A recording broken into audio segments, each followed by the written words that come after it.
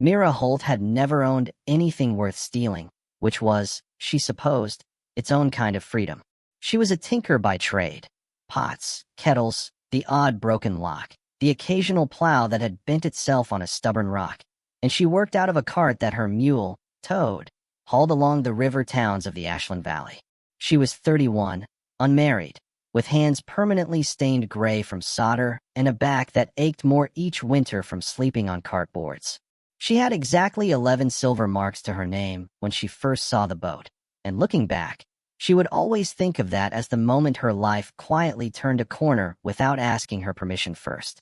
It was sitting half-sunk in the mud at the edge of Carrow Landing, a fishing town that smelled of brine, tar, and wood smoke in roughly equal measure. Not a fine boat. Not even a good one. A flat-bottomed river barge, the kind merchants used to haul grain downriver to the mills, with a cracked hull along the waterline and a mast that had snapped clean off somewhere above the second joint, leaving a jagged stump like a broken tooth. Gulls had taken up residence in the wheelhouse, and their droppings streaked the gray wood white. Someone had painted over its name so many times that the boards had gone soft with old paint and rot, as if the boat itself had given up remembering what it had once been called. "That old wreck," said a boy selling whitefish from a handcart nearby, when Mira stopped to ask about it. He couldn't have been more than 13, with the sunburned, salt-cracked look of every child who grew up on the docks. Belonged to Garrick Voss. Drowned 2 winters back, trying to outrun a storm up past the Narrows. Boat washed back down with no one aboard. Found it run aground right there, like it knew the way home even if he didn't. Town's been meaning to break it up for kindling, but nobody's gotten round to it. Bad luck, some folks say. A dead man's boat. Who owns it now if Voss is gone? The boy shrugged, already losing interest, eyes back on his fish. Harbor Reeve, I suppose. Everything ownerless washes up to him eventually. You want it, go ask. He'll probably pay you to haul it off. Save him the trouble. The Harbor Reeve was a heavy-set man named Oswin, with a permanent squint earned from decades of staring at sun on water and a way of talking around the side of a pipe stem that he never seemed to actually light. He didn't laugh when Mira made her offer. He just held out one broad, weathered hand.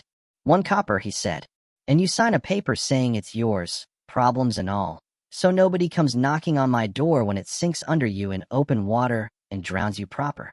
Mira had fixed worse things than a cracked hull in her time. She'd once repaired a Noble's music box that 3 court engineers had declared beyond saving, and she'd done it for a fraction of what those engineers had charged simply to examine the thing. A boat, to her mind, was only timber and pitch and patience, stacked up in the right order. She paid her single copper, signed the paper Oswin slid across his rickety dockside table, and that evening she rowed out in a borrowed skiff to begin hauling the worst of the rot and ruin out of the hold before the rising tide could finish the job the storm had started. The hold was dark, low-ceilinged, and smelled of standing water and old grain gone to slime. She'd brought a shuttered lantern, the kind that threw a thin, controlled blade of light rather than an open flame, because dry-rotted wood and unguarded fire made poor companions. She worked her way down the ladder rungs, her boots sinking an inch into silt and dead leaves that had blown in through gaps in the broken deck boards above, and she began the slow, familiar work of sorting salvage from ruin. This barrel stave good for kindling, that coil of rope rotted past use, this brass fitting worth saving and cleaning up for resale. That was when she heard the breathing. It wasn't loud. It wasn't meant to be heard at all. She understood that immediately, in the way you understand things by instinct before your mind catches up to explain them. Whoever was making that sound was trying very hard not to make it. But in a space that's still, with only the lap of water against the hull to compete with, even a carefully held breath has a sound, a kind of strained, trembling quiet, like a held note about to crack under its own tension. Mira did not scream.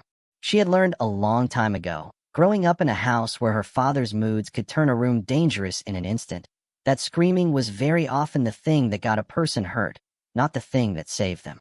Instead, she went still herself, lantern pointed carefully down at the silt rather than up into anyone's eyes, and spoke in the flattest, calmest voice she could manage. "I know you're there," she said. "I'm not armed beyond a hull scraper and a pair of tin shears, and I'd rather not test either on a person. So why don't you tell me who you are, before I'm forced to decide you're a threat instead of just a surprise?" For a long moment, Nothing answered her but the water against the hull. Then, from behind a collapsed stack of grain barrels, a voice came. Low, rough at the edges like a throat and used to speaking gently, but careful, deliberate. Each word weighed before it was spent. You bought this boat. I did. 1 copper. Hardly a fortune to defend. Then I suppose I am yours too. Cargo comes with the hold, does it not?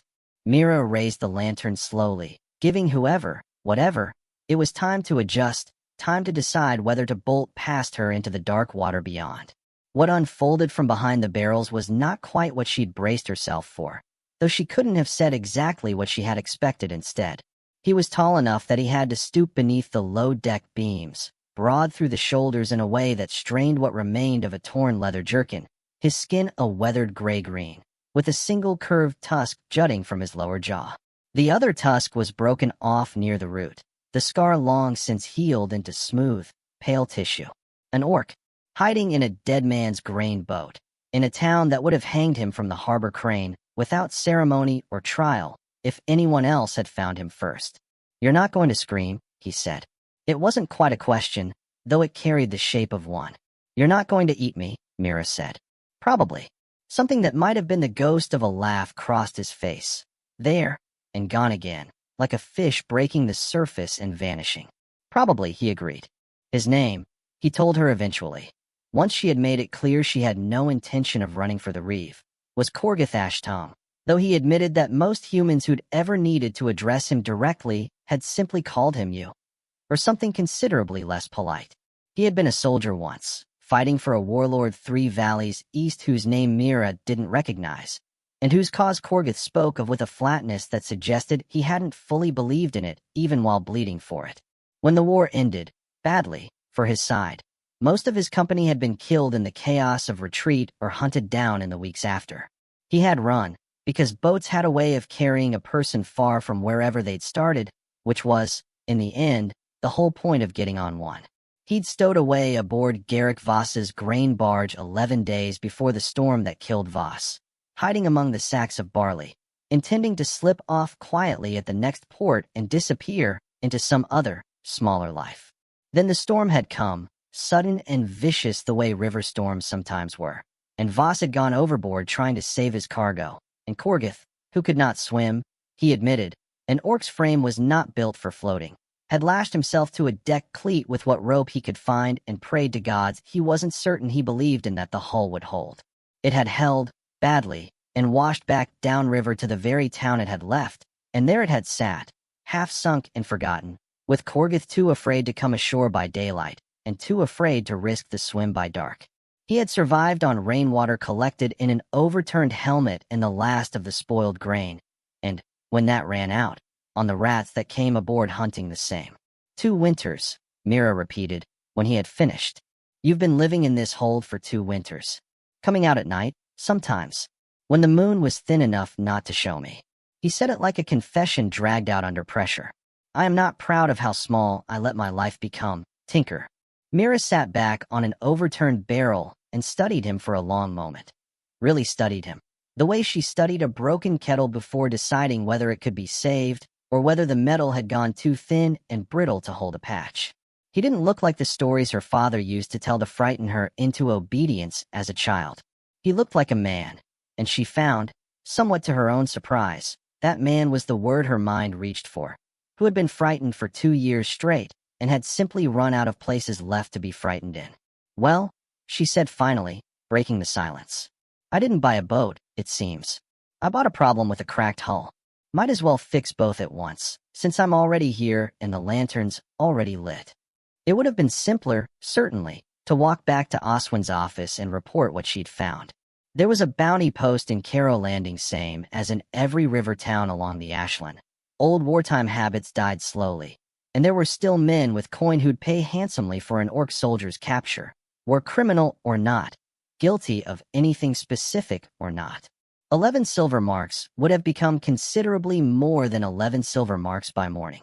Mira didn't seriously consider it, not past the first reflexive half-second of think about what's smart here that her tinker's practicality always insisted on before her stubbornness shouted it down. She had grown up in a house where her father drank and her mother simply absorbed it, swallowing each cruelty like it was owed.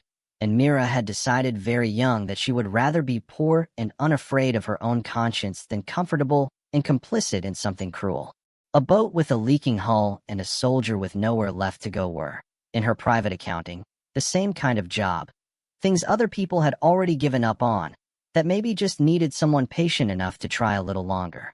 Here's my problem, she told him on the second night, returning with proper tools and a sack of bread that he ate like a man who hadn't eaten anything resembling a real meal in months. Which, she realized watching him, he probably hadn't.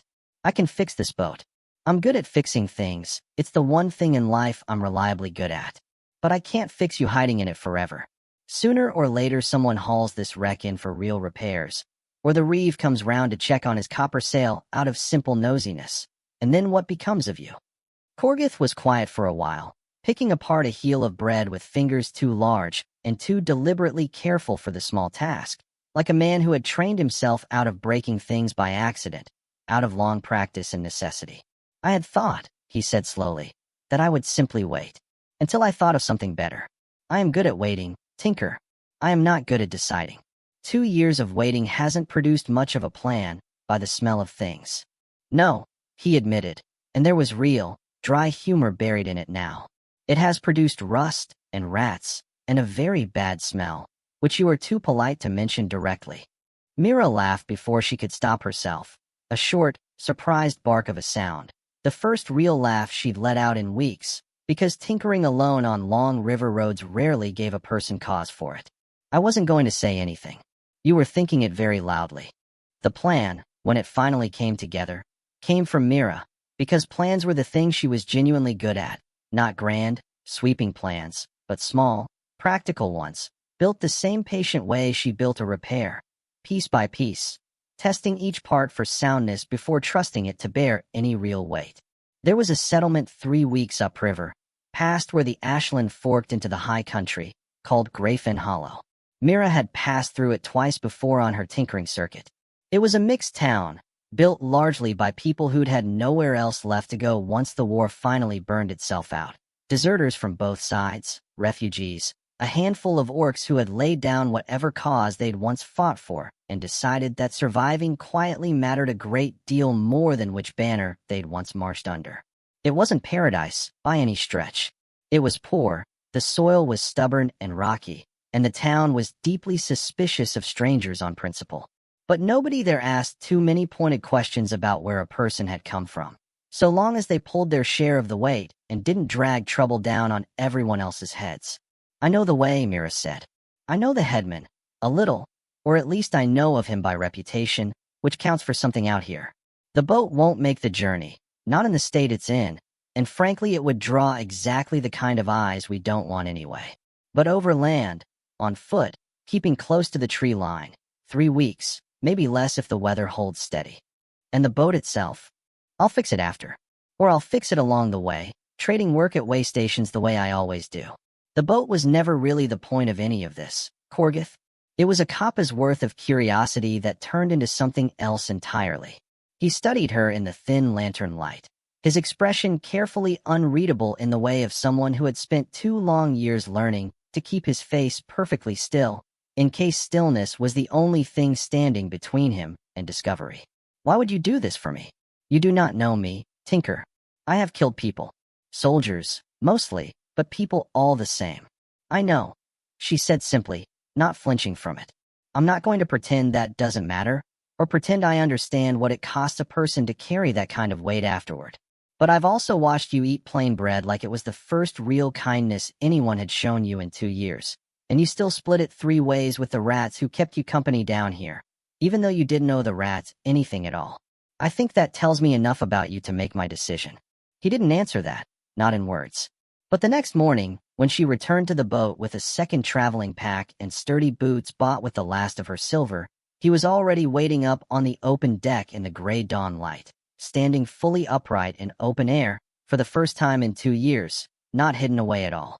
The journey took 26 days rather than 3 weeks, partly because an old wound in Korgath's leg, never properly set after the war, slowed him badly on the steeper stretches, and partly because they had to swing wide around 2 separate patrols that Mira's instincts, sharpened by years of reading dangerous rooms and emptier roads, warned her off before she could even fully explain why. They slept in the open more nights than not, under whatever cover the pines offered. Mira mended a farmer's broken plow in exchange for 2 nights in a real hayloft, and enough dried meat to last the better part of a week. Korgath, it turned out, had an uncanny gift for finding clean water and reading the coming weather, a skill 2 years of hiding had sharpened into something close to instinct, and he taught her along the way to recognize the particular smell of a storm building 3 days out, the strange stillness in the air that always came just before real rain. They talked, the way people inevitably do when there's nothing left to do for hours at a stretch, but walk and talk. He told her, haltingly, about a younger sister he hadn't seen since before the war's chaotic end, and didn't know whether she had survived it. She told him about her father, and about why she had finally left home at 16 with nothing more than a bag of secondhand tools and a mule named Anvil, Toad's predecessor, who had died of simple old age on a road not unlike this one. Neither of them tried particularly hard to fix the other's grief or talk it away with easy comfort. They simply let it sit quietly between them, acknowledged and unhurried, which Mira had learned over many solitary years was usually the kindest and most honest thing one person could offer another. On the 26th day, they crested a long ridge of pine and scrub oak and looked down to see Greyfen Hollow spread below them, smoke rising lazily from 24 chimneys, fields cut into stubborn terraces along a hillside too steep to be properly flat, a whole town that looked, from that height, exactly like what it actually was, a place built by people who had once had nothing at all and had decided, against the odds, to make something of it anyway. Korgath stood at the ridge's edge for a long, silent moment, and Mira understood without him needing to say, so that this was the kind of moment a person required quiet for, not conversation. "You don't have to come down with me," he said finally, his voice rougher than usual. "You've already done more than." "I know I don't have to," Mira said, already shouldering her pack. "I'm doing it anyway. Someone ought to see you properly settled before they go back to fixing leaky kettles for a living. Call it quality control on a job well done." The headman of Greyfen Hollow was a one-eyed former quartermaster named Bell, who looked Korgath over with the flat, practiced, assessing stare of a man who had judged 1,000 desperate strangers over the years and had long since learned to trust his own read of a person over any letter of introduction. He didn't ask a single question about the war or what Korgath had done in it. He simply asked whether Korgath knew his way around a forge, because the town smith had died over the winter, and nobody left in Greyfen Hollow had the strength or the skill to properly swing a hammer at the kind of iron the place desperately needed worked. Korgath, it turned out, had apprenticed as a smith long before the war had ever made a soldier of him instead. He looked, when Bell asked, the way a man looks when he's just been handed back some essential piece of himself that he'd long since given up for lost. Mira stayed 4 more days, long enough to see him properly settled at the forge, long enough to trade 3 repaired plowshares and a fixed water pump for enough honest coin to cover what she'd spent on the long journey there. On the morning she finally left, Korgath walked her out to the edge of town, and for a while neither of them said much of anything at all. "The boat," he said eventually, breaking the silence. "You should still go back and fix it properly, even though I won't be aboard it." "I will," Mira said. "Boats are worth fixing whether or not anyone happens to be hiding in them at the time. That's rather the whole trade, when you think about it. You don't always know what you're saving until after you've already started the work." He almost smiled then, the real kind, this time, not merely the ghost of one. "A coppa's worth of curiosity. Best copper I ever spent in my life," she said, and meant every word of it. She walked back down toward the river roads with Toad ambling patiently along beside her, and somewhere behind her, for the first time in 2 long years, an orc swung a hammer against honest iron out in the open air, in plain daylight, without flinching once at the sound of his own striking.